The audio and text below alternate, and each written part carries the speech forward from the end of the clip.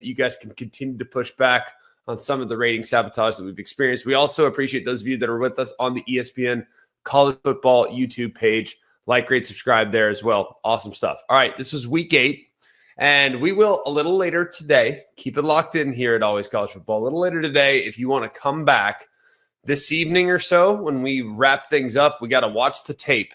We like doing this Sunday morning show because we like to kind of just give you rapid-fire reactions, read some box scores, and then make some, I guess, evaluations of what we saw in real time. This is how y'all watched it. This is how most people watch it. So this is what I saw in watching it real time. And frankly, I don't get to watch them all because I am in the booth, and I was in the booth in Tuscaloosa on Saturday night.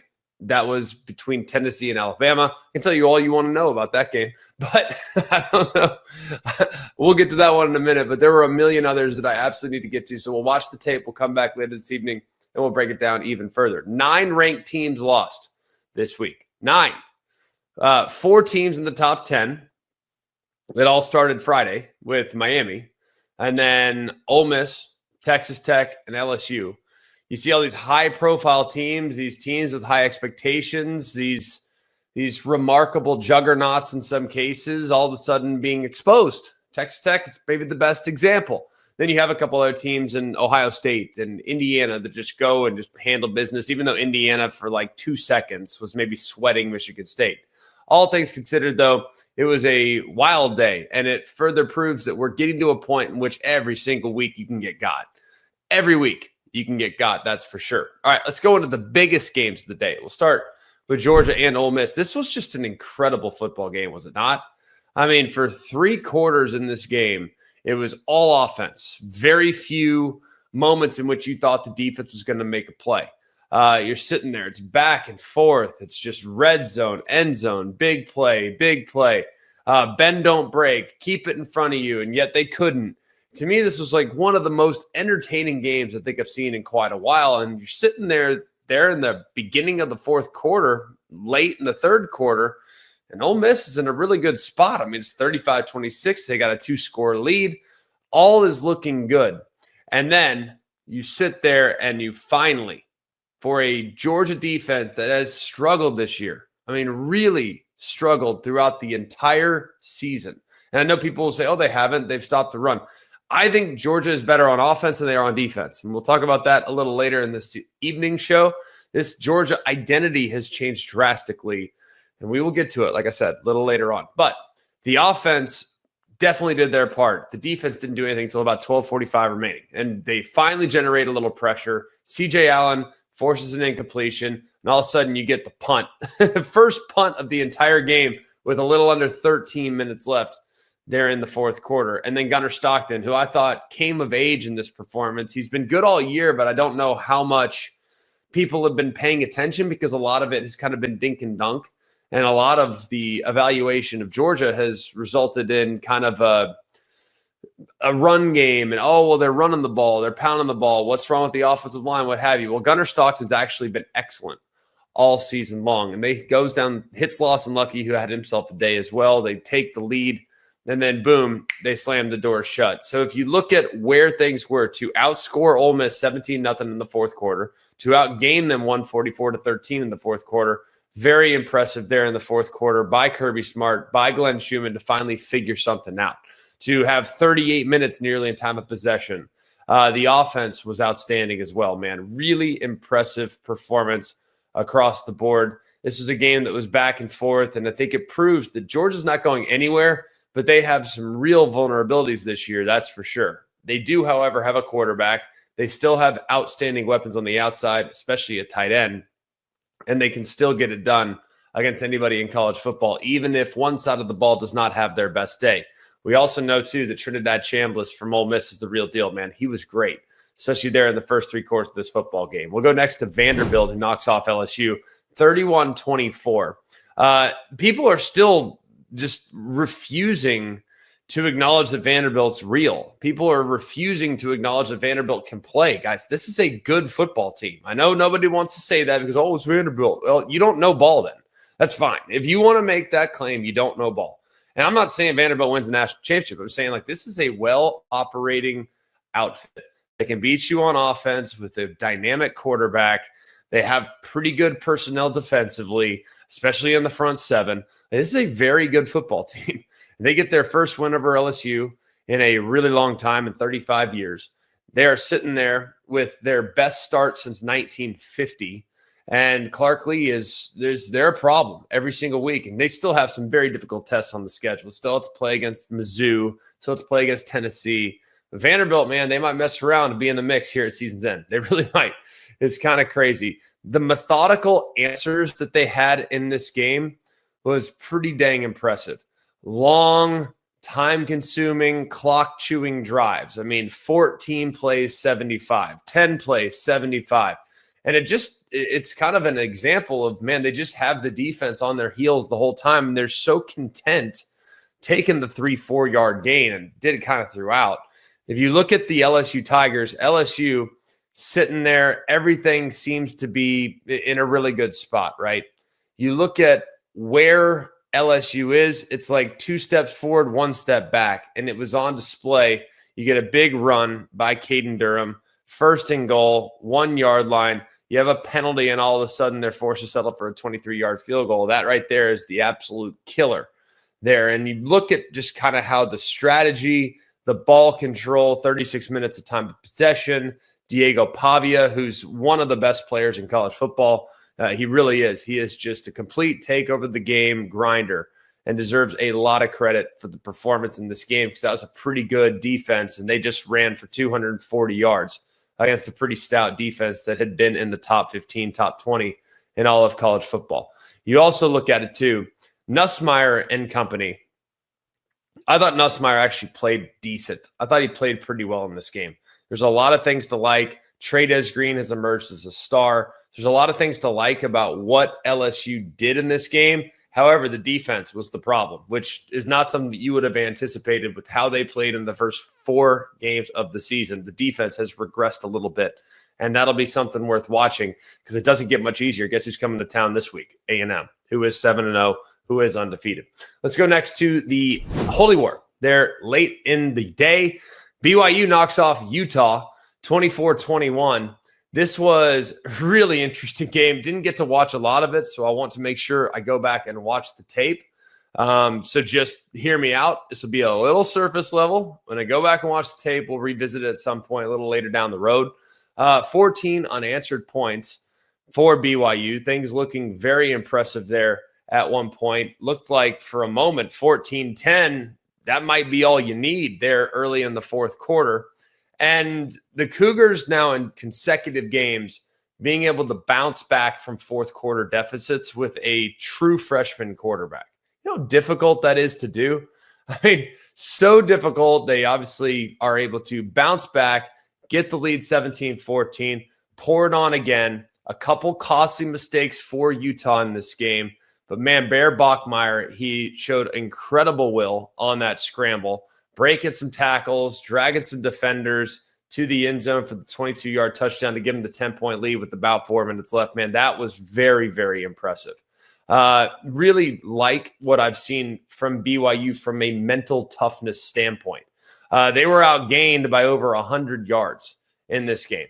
I mean, that I think says a lot about this team's ability to just find a way. They obviously forced a critical turnover. They were pretty good in the red zone as well. That, I think, was the big key, and the fourth quarter points. That was what it was all about. So very impressed with what I've seen from BYU all season long. I did not expect this one. I thought Utah would take care of business. They couldn't. BYU gets a critical win there in the Holy War to keep that unblemished, unbeaten record alive in the Big 12, where, guess what? A big, big, big king fell on Saturday. That Big 12 race is now wide open. Let's go next to Alabama, Tennessee, third Saturday in October. Alabama is just a good football team. I know a lot of people have asked me about this and just, what do you think of Bama? They're just a good football team. Like, they know who they are. They're tough to beat. They don't often beat themselves. They're going to make you beat them. They're going to play smart. They have a really good quarterback. They have really good weapons on the outside. They have smart football players. They have tough and physical defensive players in the front seven especially. And I think the secondary, people are going to look at the yardage and the box score of this game, and they're going to look at, oh, well, Tennessee has 400 yards. Bama had a few penalties. They're going to look at this, and it's going to be completely misleading in some cases, because I don't know exactly how many, but a vast majority of Tennessee's yardage there in the second half is a little misleading because it was already at that point a 17-point game, and Alabama really wasn't in a position to try to totally sell out and play defend. They're going to play passive, they're going to play drop, and they're going to give you easy, cheap yards. They just are going to tighten up when they get the red zone, which is what they did a couple times there down the stretch. Biggest moment of the game, without question, the pick six at the end of half. We will break this game play down a little later on the podcast this evening, but it was a really, really not good play call. I can explain why later, partly because it's goal line personnel. You know, you have the defense knows you have to throw it, and yet you have two defensive linemen and two tight ends on the field. It's goal line. The only time you throw it out of that personnel is intent to deceive the defense. Oh, I think we're running it. Let's actually surprise them and throw it. Well, when you're in a situation where there's 9 seconds left on the clock, you have no timeouts, the defense knows you have to throw it. So you're not going to catch them off guard. Just a bad decision, and we can break it down a little later on the show. I just feel bad because I do think that there in the first half, Tennessee actually had a pretty good plan. They weathered the early storm. They got the run game going. Things started to look up for him. I thought Aguilar was playing pretty well. I thought he made some good decisions, threw some nice passes. And that was kind of the straw that broke the camel's back. And you just could never really relinquish that massive deficit that you had going into half because of that moment. So looking at that, that was obviously the biggest point of the game. Alabama had two back-breaking drives to create 99 yards on one drive, to go 75 on another there in the second half of that football game is massive. And if you look at it, like I said, there's 20-point score, but 410 yards allowed. Volunteers average about 530. But all things considered, man, if you look at the numbers, it was a better defensive performance than that. They also recorded a safety. There was a bit of a pass rush there in the first half that was, I don't want to say non-existent, but not very consistently visible there most of the first 6 games of the season. So really big. Tennessee, a few takeaways here from them. They weren't able to generate any sacks. They forced a lot of negative plays. They could not get home to Ty Simpson, but they did make Alabama play behind the stick several times in the run game. So that was really good as well. And I think you got to kind of give a tip of the cap to Deshaun Bishop here too, because I thought Deshaun Bishop was awesome for Tennessee. I love this young man. Man, he is a great player. And their running back, he can do a lot of special things. So we'll break that game down a little bit more this afternoon, this evening. But that was a game of massive momentum swings. And I can't say I've seen Bryant Denny or heard Bryant Denny louder than it was on that 99-yard interception return at the end of half. Notre Dame knocks off USC. People are saying this is the final meeting. I just don't buy it. Like, maybe I'm crazy. I don't buy it. People keep saying that. We'll talk about that maybe a little later today, maybe a little later in the week, maybe even in the off season. Like right now, the SEC has adopted a 9-conference game plus Power 4 game schedule. Like that's what the SEC just adopted. The Big Ten has not yet put that in, but they're not going to let the SEC do it and not do it themselves. I think the Big Ten is going to say, yeah, you can just play your 9-conference games and play 3 powder puffs. No, the SEC is playing 10. We'll play 10. So I don't think this game is going away. We'll see. It shouldn't. It's too important. So fingers crossed. Hopefully this isn't the last version, but a really impressive performance from Notre Dame here. All of the moments in this game, it was a 3-phase football game for Notre Dame. Was it not? The game's tight. Jadarian Price, kickoff, racing to the house, big special teams play there for Notre Dame. It looked like really from the get-go, the physicality that Notre Dame was trying to play with was the emphasis. That was the point. You know, that was the message from Marcus Freeman. I can't even imagine what the message was throughout the week. But I think you can probably think what it might have been. But Jeremiah Love goes for $134 in the first half. That kind of set the tone for where things are going to go. And what's funny is we look at SC, and SC last week was totally up for the challenge. They were totally prepared for the physicality of the Michigan game. Now, did that game maybe have a lingering effect? Perhaps, but it was a sieve this week compared to what we saw last week. So that not only problematic for SC, but it's also really pretty good indicator of what Notre Dame is too. Rushing for over 300, highly impressive moment. Obviously, special teams with big situation, and in a gotta-have-it situation. They know desperation is on their side. And this, I don't think, guarantees Notre Dame's playoff spot, but it keeps them alive. So it's understandable at this point why they played the way they played. Jeremiah Love was amazing, absolutely monster performance. 24 carries, 230 on the ground. Overall, the team was off the charts. Jeremiah Love, Jadarian Price, both guys, total difference makers, but also tip cap to Jaden Mayava, who did have a pretty respectable game there in the first half, kind of keeping things competitive against a really good and physically up to the challenge opponent on the other sideline. Arizona State knocks off Texas Tech. One of the more shocking results of the day when you looked everything up. And frankly, it really wasn't that close. It was 19-7 there in the fourth quarter. And all of a sudden, the Red Raiders find something. They actually go and kind of get things going a little bit. And all of a sudden, Texas Tech has this lead. And it's like, what the heck? How did this happen? I mean, it was 2 seconds ago. It felt like Texas Tech was buried, done, toast. Boom, Sun Devils go right down, 10 plays, 75 yards, calmly moving the ball down the field, and Raleek Brown punches it in with 30 seconds left on the clock. Shocking. I mean, literally shocking to see this upset. It really was. I thought Texas Tech was a juggernaut, and Sun Devils are kind of just mediocre so far in the first 6 games of the season. Flawless final drive, amazing. Prior to Texas Tech's kind of last-minute offensive explosion, Arizona State had really played great on the defensive side all the way through, from the first whistle to the end, first 56 minutes of the contest. They had held a really good offense to just 7 points. It says an awful lot about what that personnel was all about. Also, got to give some credit to Texas Tech in the fourth quarter. I mean, 15 points there in the fourth quarter. Nearly went on the road and pulled this one out.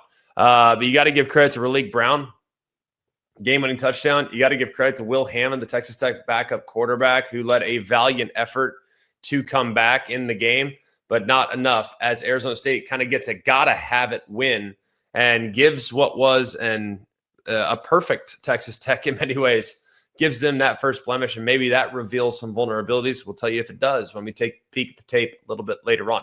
All right, Ohio State dispatches of Wisconsin. They continue to be a juggernaut. I'm starting to become like, I mean, I love Ohio State. I think they're amazing, but goodness gracious, like some of the teams they're playing. I mean, can somebody challenge them? Anybody, just so we could see what they have? Anybody.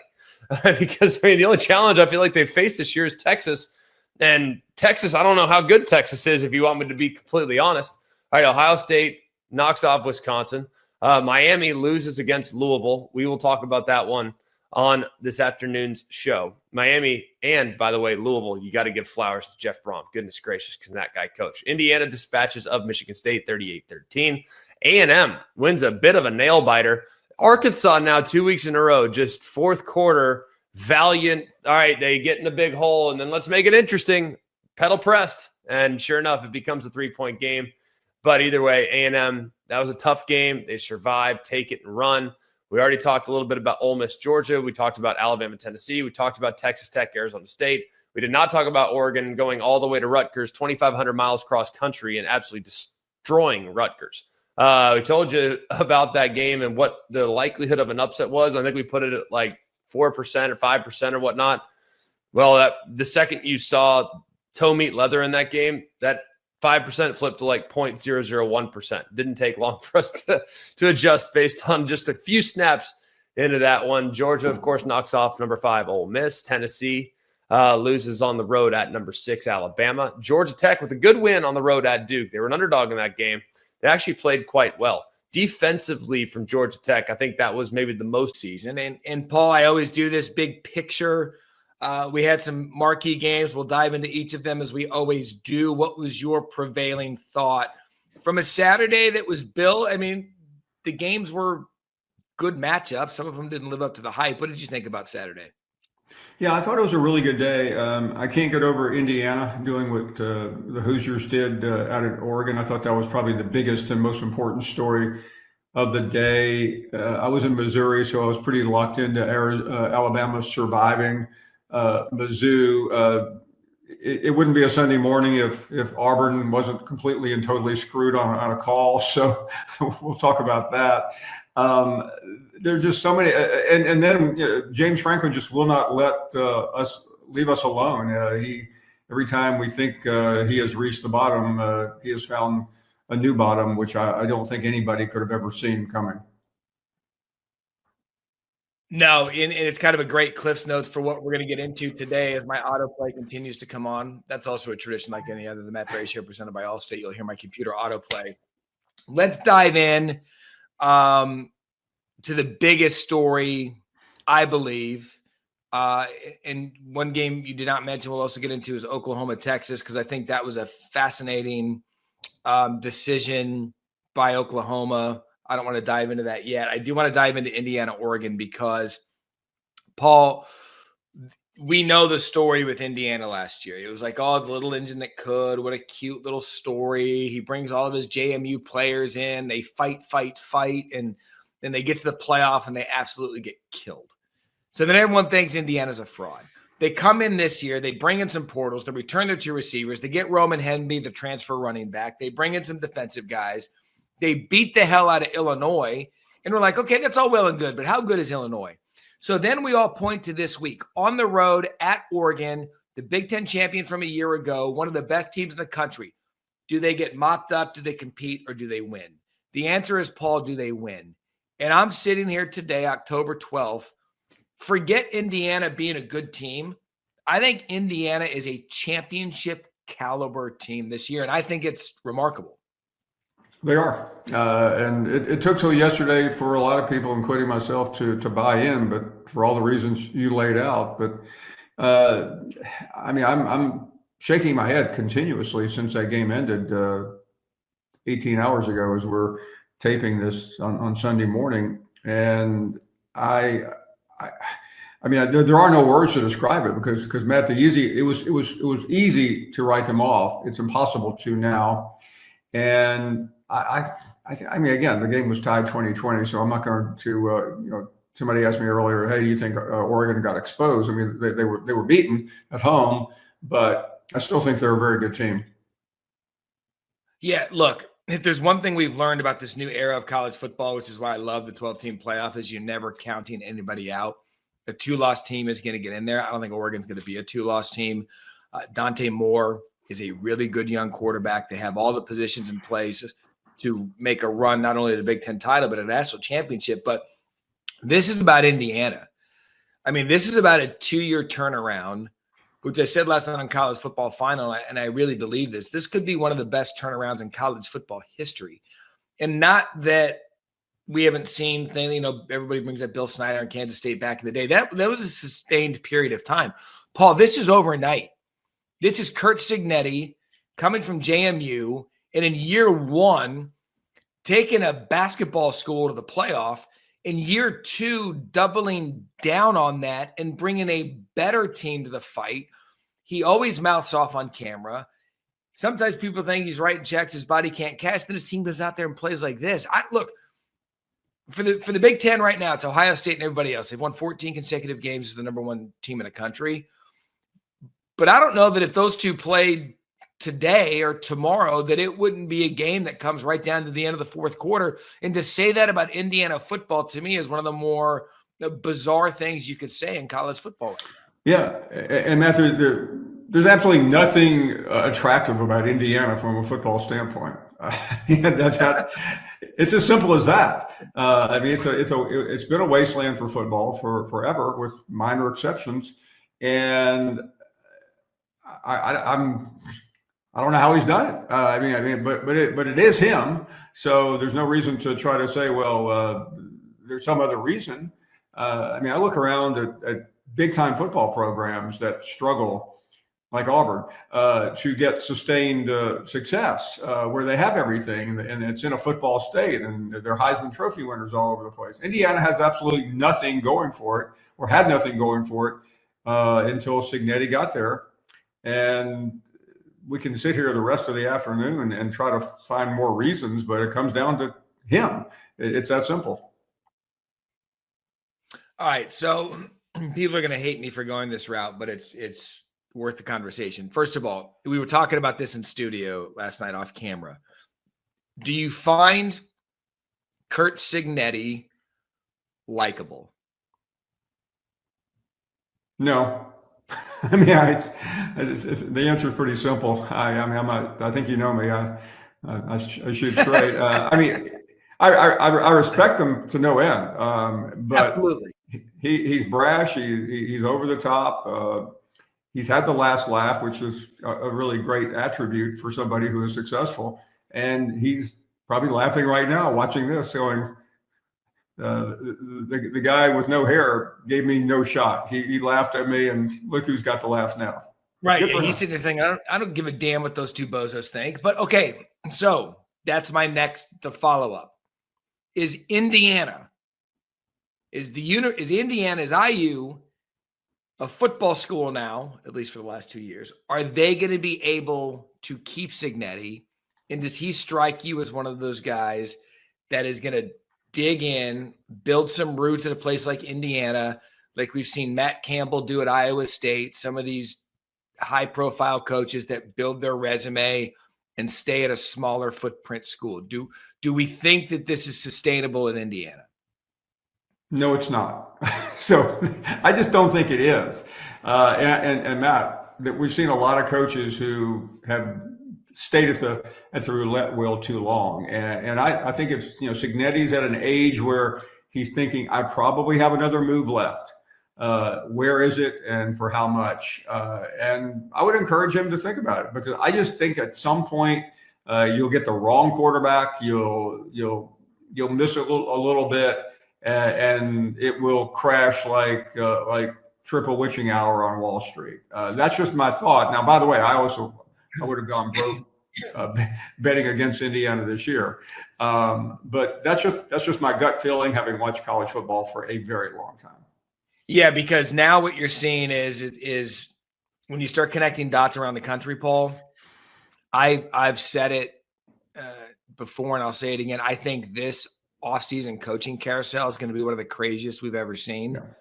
There's going to be so many good jobs open for how many quality coaches that are out there. We don't know. There's already a number of them open. Right. That's only going to be more. There's going to be a domino effect. And so Cignetti, I think, look, let's just say the Billy Napier thing doesn't end well. You don't think Cignetti's not going to be 1A or 1-1 on Florida's list?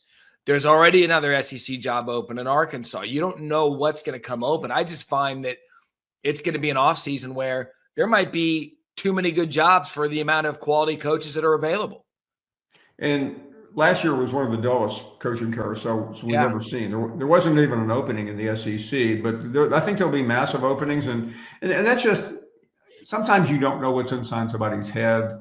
But I mean, I think he's been amazingly successful and, fortunate. But Matt, it's hard to dial that up every time. You see it across college football. Really good coaches, if not great coaches, slightly make a mistake on a quarterback, and there's no turning back during that season, and then you're right back at it again the next year. This isn't where you're building sustainability. It's mass chaos right now, and Cignetti has been successful at it. I would bet against him, like trying to do this 3 or 4 years in a row, though. As we switch gears now from Indiana, who's a great story in college football, maybe one of the more frightening things developing right now.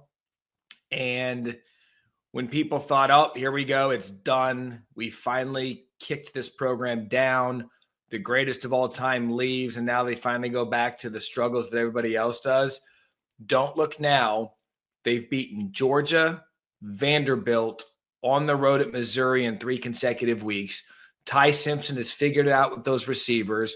The defense is making plays when they need to. And Paul, Alabama looks very Alabama as we head into the back half of the season. And that's probably not a good thing for most of the SEC.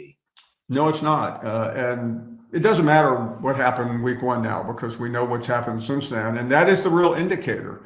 I've talked to 50 people about that day in Tallahassee, and it just got away. Simple as that. Doesn't matter now. But Alabama is really good. I mean, I still think college football right now, we have two teams at the highest level, and then Alabama is in that next rung with Indiana and a number of other schools, Ole Miss as well. And these 3 weeks have not been easy. I was in Missouri for 2 days, and that would have been the biggest home win in Missouri in 50 years. Okay, it was that important. Yeah. And it went late. Alabama couldn't quite put them away, but who does anymore? We watched that all day yesterday with Ole Miss and countless other schools. But they have Tennessee. They're at South Carolina. Their schedule then they have LSU at home. They have Oklahoma at home. They're at Auburn. The schedule is getting better for them. It's not a cinch, but they're looking very much like a playoff team, and in my mind, a potential championship team. Yeah, 3 ranked wins in a row. I mean, we talk about this all the time, and we get like ripped all the SEC bias. Well, 3 ranked. Look at those 3 ranked games they've had to get through. Find other teams in the country that could get through Georgia, that can get through a pesky Vanderbilt team, and then go to a place where Missouri had won 15 consecutive home games. That's a tough stretch. Again, they have Tennessee. That's a huge game coming up this week. But you're right. I think you said something important there, that week one, everybody latched onto it. They latched onto it for the wrong reasons with Florida State, who's now 0-3 in ACC, and I don't know how that thing's going to end well. But Alabama's done the opposite. They've taken the week one, they used it to galvanize, and now the SEC is starting to take shape in a year where I think we all agree it's pretty open. I mean, Georgia, they were down 10-0, should have been down 17-0 after Jackson Arnold reached the ball over the goal line and it was called a fumble. But they had to come back and win on the road in Auburn. And so, Paul, I mean, we could sit here and grasp for who's the best team in the SEC, but right now I still think in the midway point, you're looking at a league that anything can still happen. Yeah, the one overall opinion of the SEC is that they don't have a super team, but they have a lot of really, really good teams. And Alabama, to me, has the most potential to get better, quickly followed by Ole Miss. Georgia just is the most resilient team I've seen. But as far as Alabama, Ty Simpson is playing. I joked yesterday on our show that if you throw out the FSU game, Ty Simpson has wrapped up the Heisman. I realize you can't throw out any game, but he has been that good, and they're better on defense than I thought. I thought defense was really going to do them in after FSU, but that part of the lineup has gotten very good, and they still kind of play with their food and have a hard time putting teams away. That we saw that against Georgia, and we saw it yesterday. But again, road games in the SEC. I hate to sound like I'm preaching from the commissioner's office, although I'm not far from it right now. And it's just that's who they are. You actually live in the pool house at Greg Sankey's place. I'm not far. I could get there in 3 minutes.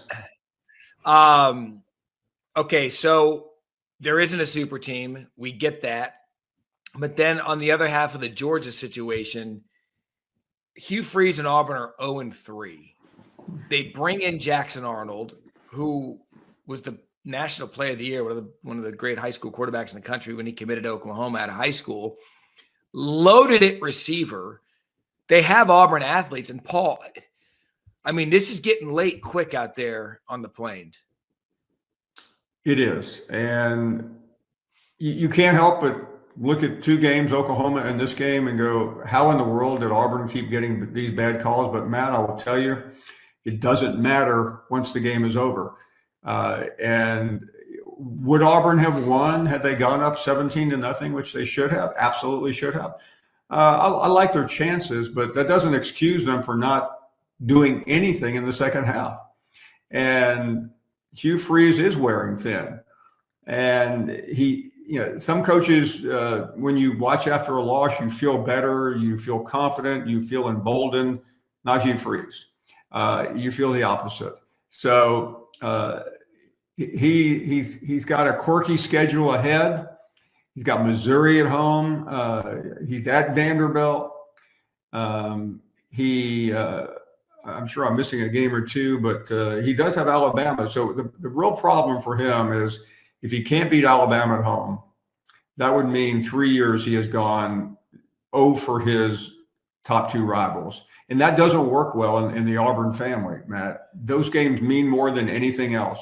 And the Georgia game is just a fraction behind the Alabama game in importance.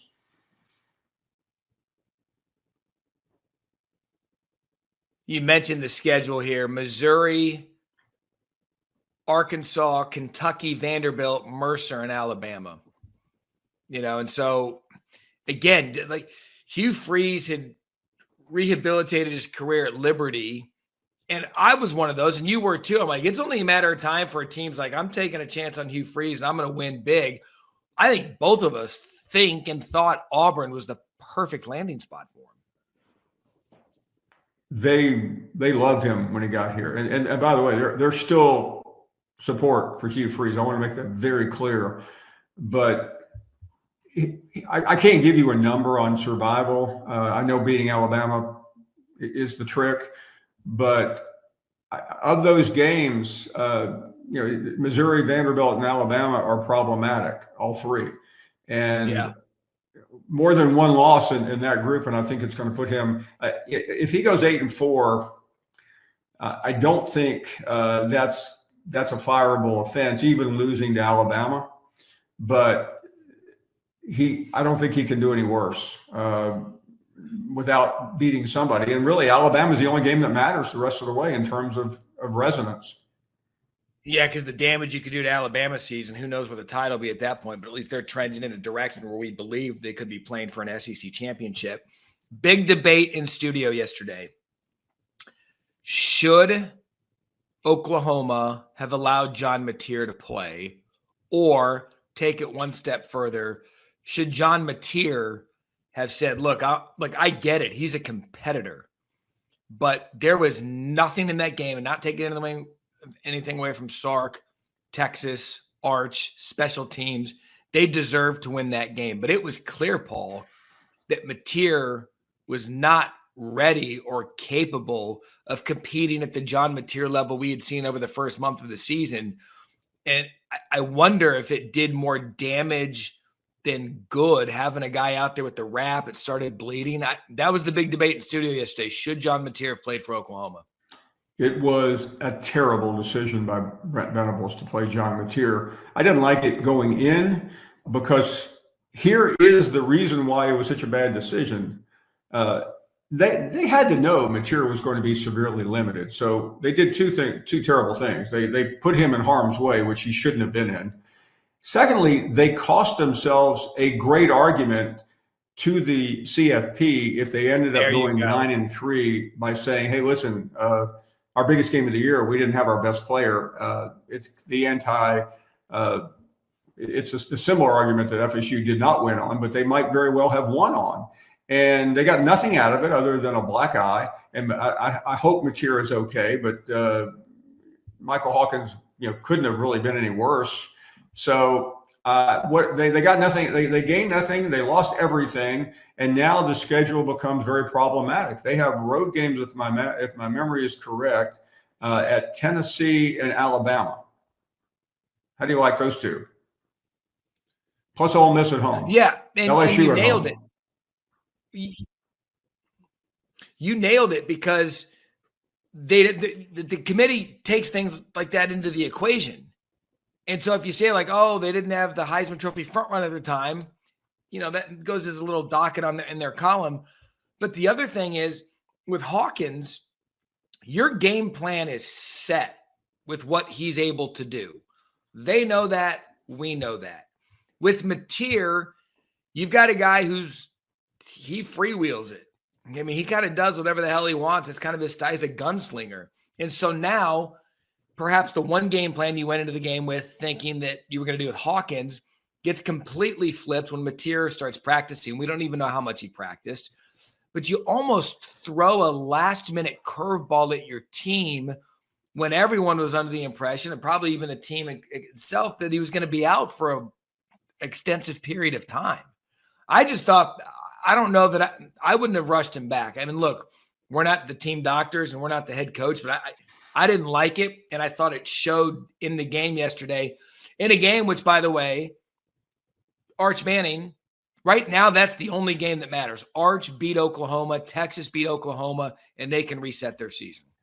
Yeah, and for Brent Venables, I gave you the schedule. The Michigan win means very little right now after what happened with Michigan last night, and besides, he's 1-3 in the biggest game of the season. And Matt, we don't need to educate this audience. It's the smartest college football audience in the country watching this podcast, how important that game is. Yeah, I mean, it look. And it can be a reset. Season resets happen at the midway point of the season. We'll see if that's what that is for Texas, because, again, confidence is everything in college football. And if you're a young team, you're a young quarterback, and everyone gets confidence after beating the 5th or 6th ranked team in the country, then look, you can grow on that. We'll see what they do with that victory, and we'll see what Oklahoma does now, because they were one of the good stories in the early part of the college football season. Do you want to get into Ole Miss playing around with Washington State? Yeah, man, I really don't understand what happened in that game, but I think the simplest explanation is nobody really respected Washington State, and Ole Miss was already thinking about Georgia. I'm really glad they pulled it out, but that reminded me a little bit of the Kentucky game last year that they didn't pull out and lost and pretty much wrecked their season. Hey, and two other things before we get to some midseason superlatives. Bobby Petrino, in his return as a head coach at Arkansas, they gave Tennessee everything they had.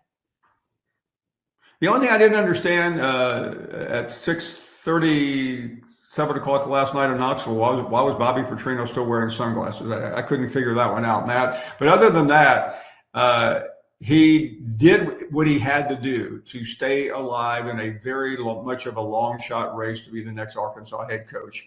He improved the program dramatically. They played hard. And now if he can win a game or two, I still don't think he has much of a chance, but he didn't hurt his chances yesterday in Knoxville.